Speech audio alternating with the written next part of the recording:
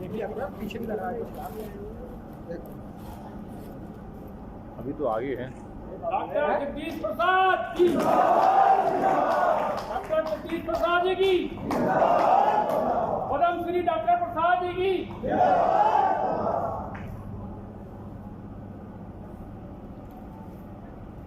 देश के अंदर सैकड़ों पार्टी हैं, सब बहुजन का नाम लेते हैं, दलितों का नाम लेते हैं, फिर वही ढर्रा पे चल बसते हैं जो आपने पौन घंटे के अंदर सारी बातें कही हैं। तो क्या जरूरत पड़ी आपको पार्टी बनाने की? इसीलिए पटी कि आप देखिए, मैंने बहुजनों में लालू जी को देखा, नीतीश जी को देखा, मायावती जी को देखा, मुलायम सिंह जी को देखा।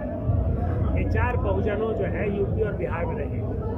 33 साल तक लालू जी और नीतीश जी ने बहुजनों को लिए क्या किया? कुछ नहीं। अगर बिहार को अगर आप देखें तो आज बिहार की शिक्षा और स्वास्थ्य गर्भ में है, और वहाँ के बच्चे, आपको बता दूँ खाली कि 8 जाते जाते 50% बच्चे स्कूल नहीं जाते, और 95% बच्चे 12th तक स्कूल छोड़ देते हैं। 3% बच्चे सिर्फ वहाँ पर छात्रावास में जाते हैं, ग्रेजुएट करने जाते हैं। और आप देखिएगा जितनी भी स्कूल वहाँ है बिहार में, मैं वहाँ करीब 28 जिलों में, 38 जिला है वहाँ पर, 28 जिलों में मैंने स्कूल का भ्रमण किया। किसी भी स्कूल में जहाँ पर 20 टीचर होने चाहिए, हमें 10 टीचर से ज़्यादा, 9 टीचर से ज़्यादा नहीं। तो बहुजनों में बाबा साहब का पहला वर्ड था, शिक्षित रहो, संगठित रहो, संघर्ष करो। तो इन्होंने शिक्षा को ही खत्म कर दिया। तो हमें लगा कि ये बहुजने हो करके भी इन्होंने बहुजनों पर ध्यान नहीं दिया। तो किसके साथ जाए? कांग्रेस ने भी ध्यान नहीं दिया। भारतीय जनता पार्टी की हालत तो आप 2014 से देख ही रहे हैं।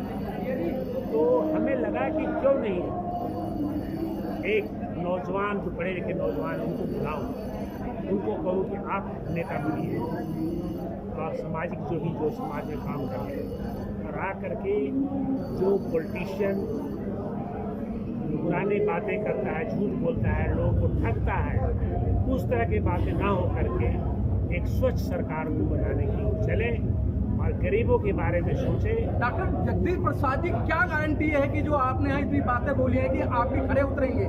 मुझे लगता है इस समय जितनी पार्टियां हैं जो बहुजन लोग पार्टी बना रहे हैं, वो बाबा साहब को, गौतम बुद्ध को, डॉक्टर अंबेडकर को बेचने का काम कर रहे हैं। मैं नहीं बेचता। आपको बता दूं एक बात और, कहते वक्त अच्छा नहीं लगता, लेकिन आपने बोला तो मुझे बोलना पड़ रहा है।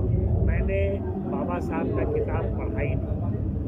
बाबा साहब की किताब मैं जब रिटायर कर गया, और जब ये 2014 के बाद बीजेपी सरकार, एनडीए सरकार गड़बड़ करने लगी, तो मुझे लगा कि ये सब देखना चाहिए क्या चीज़ें हैं। तो मैं इसलिए नहीं काम कर रहा हूँ कि मैंने बाबा साहब का किताब पढ़ाऊँ। ये मेरी अपनी इच्छा है, क्योंकि मैं सोचता हूँ कि लाइफ, ज़िंदगी एक ही है।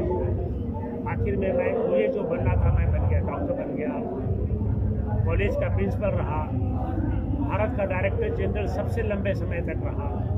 तो मुझे अब ज़िंदगी में क्या चाहिए? मेरी 2 बेटियां हैं, एक हार्ट सर्जन, एक गायनेकोलॉजिस्ट, एक इंग्लैंड में है, एक यहाँ है। वाइफ मेरी पढ़ी लिखी डॉक्टर है, डायरेक्टर रही, डीन रही। मुझे क्या करना है? इस शरीर को क्या करना है?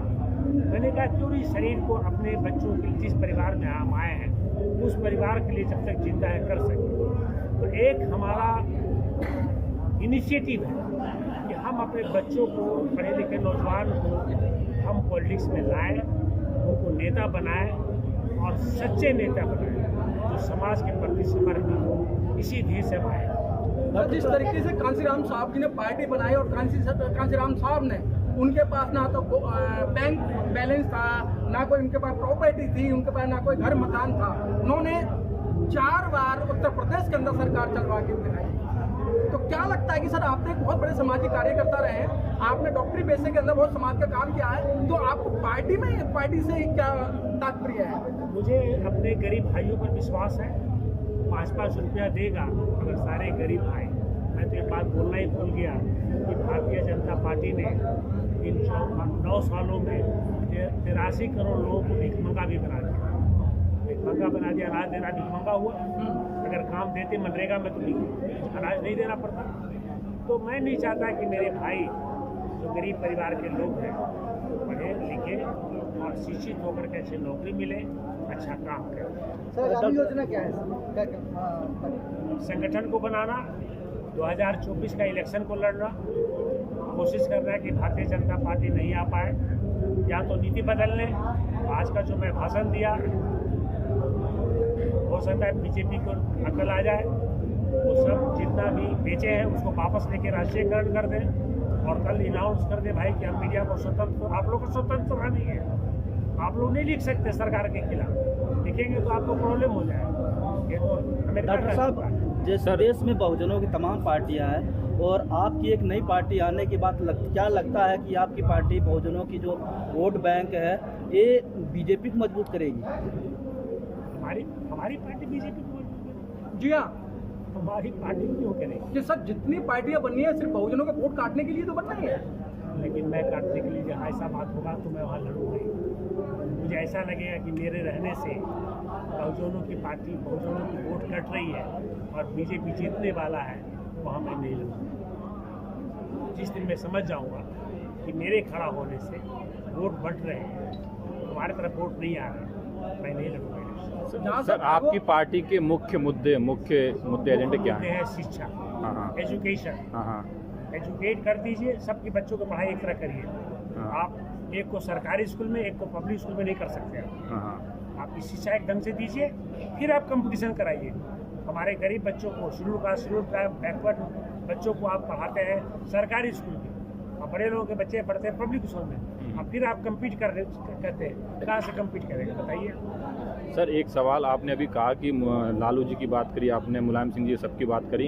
एक जो सबसे बड़ा कॉमन मुद्दा है कि जैसे कि लालू जी की पार्टी है वो उनके पार्टी में उनके बेटे ही नेता बन गए, उनके परिवार जाति नेता बन गए, और ऐसे बीएसपी में भी यही हो गया कि अब उनके भतीजे आ रहे हैं और मतलब मुलायम सिंह जी के बेटे अखिलेश यादव।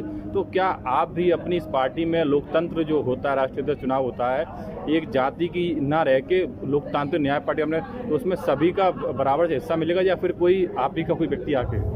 मेरे परिवार के कोई रिश्तेदार नहीं रहेंगे, पहला बात, कोई आदमी रिश्तेदार नहीं होगा, इसमें हर जाति के होंगे। भाई पार्टी में सर हर जाति के लोग होते हैं। मैं तो कहता हूँ कि जिस दिन इस देश के दलित और मुस्लिम एक हो जाए तो प्रधानमंत्री या तो दलित बनेगा या मुस्लिम बनेगा, या वो बनेगा मुस्लिम प्रधानमंत्री या हम बनेंगे प्रधानमंत्री, या वो बनेगा डिप्टी प्राइम मिनिस्टर या हम बनेंगे डिप्टी प्राइम मिनिस्टर। डॉक्टर साहब, ये तो मुसलमानों ने काशीराम साहब की बात कहाँ मानी, ना दलितों ने मानी। ऐसी बात नहीं है सर, आपने समझाने की कोशिश तो किया होता। आप मुस्लिम क्यों बोलते हैं? अगर कोई धर्म मान लेता है तो उससे आदमी बदल थोड़े जाता है। मैं यही तो बताना चाहता हूँ। दलित मुस्लिम करो विचार, कब तक सहोगे अत्याचार? कांशीराम साहब ने सर 96 में, काशीराम की सोच क्या थी जी, मैं उस पर कमेंट नहीं करना चाहता। हर आदमी की अपनी अपनी सोच होती है, मैं उस पर क्यों कमेंट करूँ? मैंने सुना हूँ, मैं उन पर कमेंट करना चाहता हूँ। बड़े आदमी है, हमारे पूजनीय है, इसलिए वो अगर माँ बाप गलती भी कर दे तो हम अपने बाबूजी के सामने नहीं बोलते थे, बाबूजी डांटते थे, हम जानते थे कि बाबूजी गलत है, हम चुपचाप वहाँ से हट जाते थे। अच्छा सर 2024 हम काशीराम जी पर क्या बोले, वो भी पूजनीय है। तो सर आगे 2024 में आपकी पार्टी इलेक्शन लड़ेगी। कितने राज्यों में लड़ेगी सर? दिल्ली में लड़ेगी 2 सीटें, north east, north west. UP में लड़ेंगे, देखेंगे कि कहाँ पर अखिलेश यादव से टकराव हो रहा है, वहाँ नहीं लड़ेंगे। लगेगा कि अखिलेश यादव जीतने वाले हैं और मेरे लड़ने से वो हार जाएंगे, मैं नहीं लड़ूंगा। ठीक है। जहाँ मैं चाहूँगा कि तेजस्वी का ज़्यादा वेटेज है बीजेपी को हराने में, और मैं अगर चला जाऊँगा तो तेजस्वी हार जाएगा, मैं नहीं लड़ूंगा। मतलब आपका मुख्य एजेंडा भाजपा को हराना? मेरा पर्पस है बीजेपी को हराना, जो संविधान के साथ खिलवाड़ कर रहा है, जो प्रजातंत्र को अंडरमाइन कर रहा है, जो रूल ऑफ द लॉ को अंडरमाइन कर रहा है। अरे मैं नहीं बोल रहा हूँ, सुप्रीम कोर्ट भी कह रहा है, समझे कि नहीं?